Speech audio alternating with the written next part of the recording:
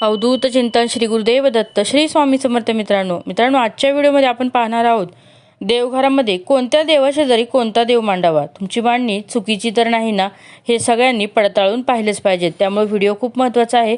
शेवटपर्यंत स्किप न करता संपूर्ण व्हिडिओ नक्की पहा. मित्रांनो, देवाऱ्याचे सर्वात महत्त्वाचं देवघराची दिशा आहे. सर्वात आधी म्हणजे देवघर घराच्या ईशान्य कोपऱ्यात असावे. पूजा करताना आपले तोंड पूर्वेकडे किंवा उत्तरेकडे असावे. देव पंचायत पद्धत शास्त्रात पंचायतीने मांडणीला खूप महत्त्व आहे. यात मध्यभागी मुख्य कुलदेवता आणि चारी बाजूंनी विष्णू, शिव, गणपती, सूर्य आणि इतर देवतांची मांडणी केली जाते. गणपतीचे स्थान. गणपती हा नेहमी प्रथम पूजनीय आहे. त्याला नेहमी देवांच्या उजव्या बाजूला म्हणजेच आपल्या डाव्या हाताला स्थान द्यावे. गणपतीची मूर्ती बसलेल्या स्वरूपातच असावी. कुलदेवता आणि कुलदैवत. आपल्या घराच्या कुलदेवतेचा आणि देवाचा फोटो किंवा मूर्ती देवाऱ्याच्या मध्यभागी किंवा वरच्या स्थानी असावी. त्यांच्या आशीर्वादाने घर चालते. मूर्तीचा आकार आणि संख्या. देवाऱ्यात मूर्ती खूप मोठ्या नसाव्यात. साधारण 2 ते 4 इंच इतक्या असाव्यात. तसेच एकाच देवाच्या 2 किंवा 2पेक्षा जास्त मूर्ती अजिबात ठेवू नका. गणपती किंवा बाळकृष्ण कधीही 2 ठेवू नका. शंखाची जागा. शंख महालक्ष्मीचा भाऊ मानला जातो. शंख नेहमी देवांच्या डाव्या बाजूला आपल्या उजव्या हाताला ठेवावा. त्याचे टोक देवाच्या दिशेला असावे. कलश स्थापना.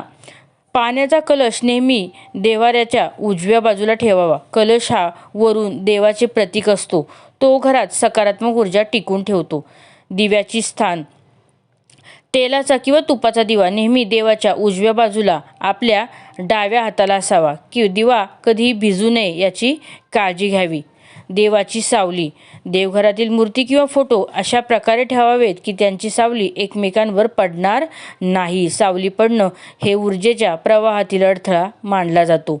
उग्र देवांच्या प्रतिमा. ज्या देवतांची रूपे उग्र आहेत, उदाहरणार्थ काली माता, महिषासूर मर्दिनी माता, त्यांच्या प्रतिमा देवाऱ्यात ठेवण्याऐवजी सात्विक आणि शांत रूपातील प्रतिमा ठेवाव्यात. देवाचे घंटीची जागा. देवघरातील घंटी नेहमी डाव्या बाजूला ठेवावी. पूजेच्या वेळी घंटी वाजवल्याने घरातील नकारात्मक ऊर्जा बाहेर जाते आणि देवांचं लक्ष आपल्याकडं वेधलं जातं असं मानलं जातं. बाळकृष्ण मूर्तींची जागा. बाळकृष्णांची मूर्ती ठेवताना त्यांच्यासमोर नेहमी लोणी, खडीसाखर किंवा नैवेद्याचे छोटे भांडे असावे. बाळकृष्ण हे घरातील लहान मुलांसारखे मानले जाते, त्यामुळे त्यांची विशेष काळजी देखील घ्यायला हवी. अन्नपूर्णा मातेची मूर्ती. मित्रांनो, अन्नपूर्णा मातेची मूर्ती नेहमी तांदळाच्या ढिगावर किंवा एका छोट्या वाटीत तांदूळ भरून त्यावर ठेवावी. यामुळे घरात कधीही अन्नाची कमतरता भासणार नाही. आठवड्यातून 1-2 वेळा हे तांदूळ नक्की बदला आणि आपण जे तांदूळ खातो त्याच्यामध्ये ते तांदूळ टाकून द्यायचे. शालिग्राम किंवा तुळस. जर तुमच्या घरात शालिग्राम असेल तर तो विष्णूचा रूप मानला जातो. शालिग्राम जवळ नेहमी एकताचे तुळशीचे पान असावे. शालिग्राम कधीही विष्णूंच्या मूर्तीपेक्षा लांब ठेवू नका. निर्माल्य. शिळी फुले काढण्याची वेळ. देवघरातील आदल्या दिवशीची सुकलेली फुले किंवा निर्माल्य सकाळी लवकर काढून टाकावे. देवघर कधीही अस्वच्छ ठेवू नका, कारण तिथे लक्ष्मीचा वास असतो. पादत्राणे आणि चपला. देवघर अशा ठिकाणी नसावे जिथे लोकांच्या चपला किंवा जोडे काढले जातात. देवघराच्या वर किंवा खाली चपलांचे कपाट कधीच नसावे. देवाऱ्याची उंची. देवारा जमिनीवर नसावा. तो अशा उंचीवर असावा की जेव्हा तुम्ही पूजेला बसाल तेव्हा देवाचे चरण तुमच्या हृदयाच्या रेषेत किंवा थोडे वर असावे. बाजूला काय नसावे. देवघर कधीही शौचालय किंवा बाथरूमला लागून भिंतीच्या नसावे. तसेच बेडरूममध्ये देवघर असल्यास झोपताना पाय देवाच्या दिशेला होणार नाही याची काळजी घ्यावी. स्वच्छता आणि पवित्र.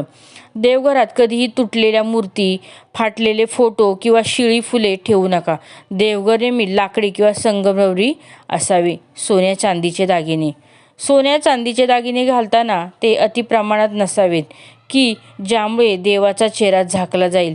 देवाची हास्य आणि डोळे स्पष्ट दिसणे मंगलदायी मानलं जातं. पांढऱ्या कपड्याचा वापर. देव्हाऱ्याच्या तळाला नेहमी पांढरा, पिवळा किंवा लाल रंगाचा स्वच्छ सुती कापड अंतरावं. काळा किंवा गडद निळा रंग देव्हाऱ्यात वापरणं टाळावं. देवाचे तोंड कोणत्या दिशेला असावं?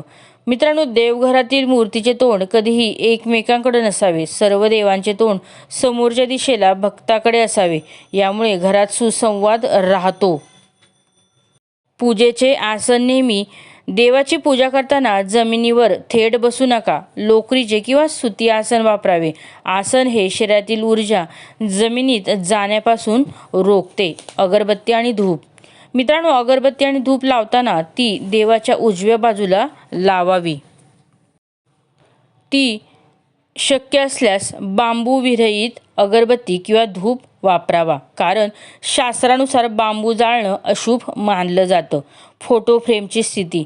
जर तुम्ही देवांचे फोटो लावले असतील तर ते भिंतीला थोडे झुकलेले नसावे, तर अगदी सरळ असावेत. फोटो फ्रेम ही काच फुटलेले नसावेत. असल्यास ती त्वरित बदलावी. तांब्याचा वापर.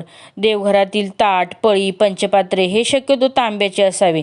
तांबे हे पवित्र धातू मानलं जातं आणि ते सकारात्मक लहरी लवकरच ग्रहण देखील करते.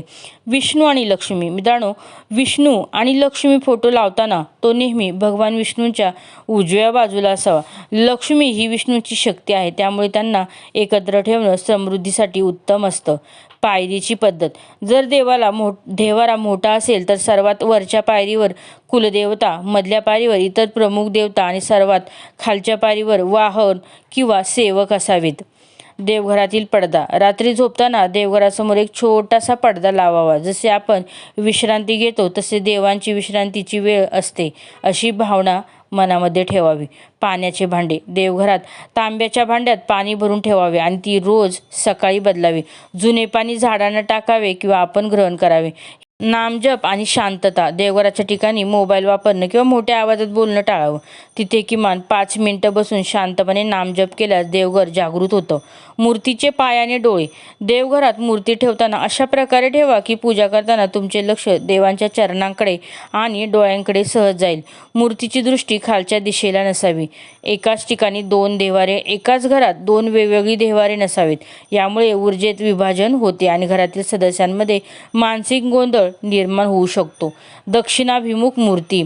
मित्रांनो, कधीही देवाचे तोंड दक्षिण दिशेला करू नका. दक्षिण ही यमाची दिशा मानली जाते.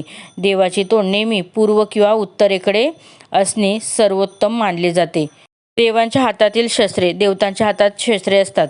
अशा मूर्ती ठेवताना शस्त्राचे टोक घराच्या मुख्य दरवाजाकडे किंवा खिडकीकडे नसावे. ते सुरक्षितरित्या मांडलेले असावे. जुन्या मूर्तीचे काय करावे? जर तुम्ही नवीन मूर्ती आणली असेल तर जुन्या मूर्तीला कोपऱ्यात टाकून देऊ नका. तिचे वाहत्या पाण्यात किंवा विहिरीत शास्त्रोक्त विसर्जन करा किंवा कोणा गरजूला द्या. देवांच्या मागे आरसा नसावा. देवघराच्या पाठीमागे किंवा देवांच्या अगदी समोर आरसा लावू नका. आरशामुळे ऊर्जेचे परावर्तन होते, जे पूजेच्या वेळी एकाग्रतेत अडथळा आणू शकते. फुलांची मांडणी. देवाला वाहिलेली फुलं नेहमी देवाच्या चरणांशी किंवा डोक्यावर असावेत.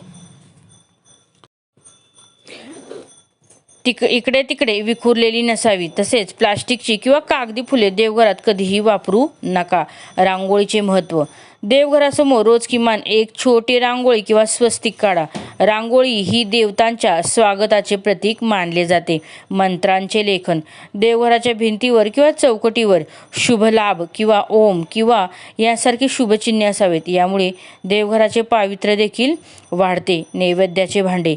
देवाला नैवेद्य दाखवल्यानंतर ते भांडे लगेच तिथून उचलून घ्यावे. रिकामे भांडे देवघरासमोर बराच वेळ ठेवू नका. पूर्वजांचे फोटो. हा अत्यंत महत्त्वाचा नियम आहे. मृत पूर्वजांचे फोटो कधीही देव्हाऱ्यात किंवा देवांच्या शेजारी ठेवू नका. ते दक्षिण भिंतीवर स्वतंत्र लावावेत. पूजेच्या साहित्याची मांडणी. पूजेचे साहित्य हळदी कुंकू, अक्षता, अत्तर हे देवांच्या उजव्या हाताला ठेवावे, तर पूजेचे पाणी आणि अभिषेक पात्र डाव्या बाजूला ठेवावे. देवघराखालील जागा. देवघराच्या खालच्या कप्प्यात किंवा ड्रॉवरमध्ये कधीही कचरा, जुनी कागदपत्रे किंवा तुटलेल्या वस्तू ठेवू नका. तिथे फक्त पूजेची पुस्तके, कापूस किंवा वाती ठेवाव्यात. शंखाचे पाणी. देवघरातील शंखाचे पाणी शंख पाणी भरून ठेवावे. सकाळी पूजा करताना ते पाणी संपूर्ण घरात शिंपडावे. यामुळे घरातील नकारात्मक ऊर्जा नष्ट होते. गंध लावण्याची पद्धत. देवाला नेहमी गंध लावताना तो नेहमी अनामिकेचा वापर करून लावावा. गंध लावताना देवाचा चेहरा पुसट होणार नाही याची नक्कीच काळजी घ्या. तुळशीचा माळेचा वापर. विष्णू किंवा कृष्णाच्या मूर्तीला नेहमी तुळशी माळा अर्पण करावी. यामुळे देवघरातील सात्विकता टिकून राहते. शंकरांना तुळस अर्पण करू नका. शिवलिंगावर तुळस अर्पण करू नका. देवघरातील प्रकाश. देवघरात छोटासा 0 बल्ब चालूच ठेवावा. देवघरात अंधार नसावा, जेणेकरून तिथे सतत चैतन्य टिकून राहील. तसेच मित्रांनो, मूर्तीचा अभिषेक. शक्य असल्यास दररोज किंवा प्रत्येक गुरुवारी सोमवारी मूर्तींना पंचामृताने किंवा शुद्ध पाण्यानं अभिषेक करा आणि त्यानंतरच मऊ कपड्याने पुसून कोरडे करा आणि देवतेची मांडणी करा. छताची उंची. देवघराचे छत घुमट आकार किंवा त्रिकोणी असावे. सपाट छतापेक्षा गुंडाकार छतातून वैयक्तिक ऊर्जा अधिक चांगल्या प्रकारे प्रवाहित होते. कृतज्ञता आणि प्रार्थना. सर्वात शेवटचा आणि महत्त्वाचा नियम म्हणजेच केवळ मूर्ती मांडून चालत नाही, तर रोज किमान 2 मिनिटं डोळे मिटवून देवाचे आभार नक्कीच माना. तुमची भक्ती हीच देवघराची खरी शोभा आहे. आणि मित्रांनो, मैत्रिणींनो, हे 51 नियम केवळ माहिती नाही, तर ती एक सकारात्मक जीवनशैली आहे. यातील कोणता नियम तुम्हाला सर्वात जास्त आवडला किंवा तुम्ही आजपासून कोणत्या नियमात बदल करणार आहात हे मला नक्की कमेंट करून सांगा. व्हिडिओ आवडल्यास नक्की लाईक करा. कमेंटमध्ये श्री स्वामी समर्थ नक्की कमेंट करा. अवधूत चिंतन श्री गुरुदेव दत्त. श्री स्वामी समर्थ.